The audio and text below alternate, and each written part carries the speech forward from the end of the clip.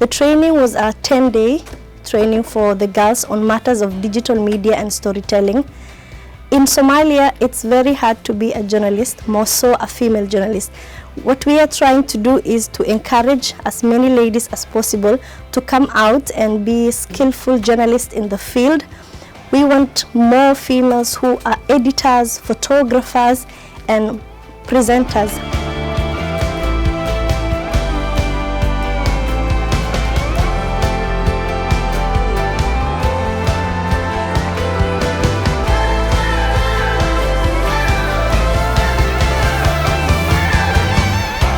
waxaan qayb ka ahaa 15 gabdhood oo loo tababarayay sida kaamirada wax loogu duubo sida loo jarjaro iyo sida sheekooyinka loo tabiyo maanta waxaan mareynaa maalinkii labaad haddana waxaan qaadanay waxay nooga dhigan tahay ugu yaraan 10 maalin oo kala joognay waxaan qaadanay casharro badan waxaan qaadanay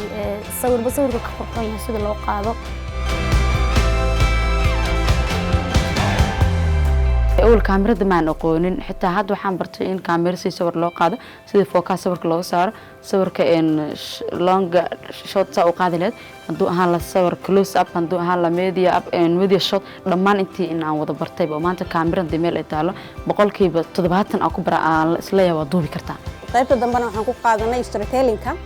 ومعلومات أي نسيسي وحنرجينا يا إن مدة هالكن عن جوجنا عن سيف عنو كلا فائدة صندوقنا أنا نقول دونه ضد جهدي لجلية أدليست سوء عليا ولو ذاك ضد كله يجبرها كله سجارة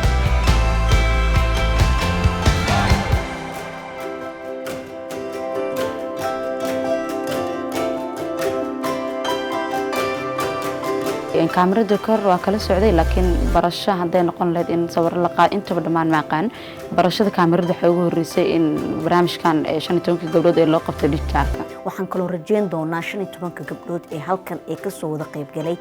برنا يحرف الكاميرا ده مركي وتوبر كن قرد معه إن أي لصو بحد دونان أما أي نقون دونان قبلها العبور له واحترك وذني ميلكم مرة.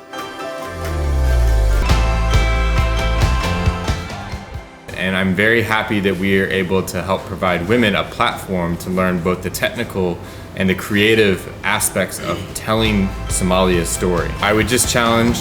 all the participants to find that story, to tell the story. And it doesn't matter on what platform it is, whether it's Facebook or whether it's through the news media. Women play an important role in Somalia through the entire community.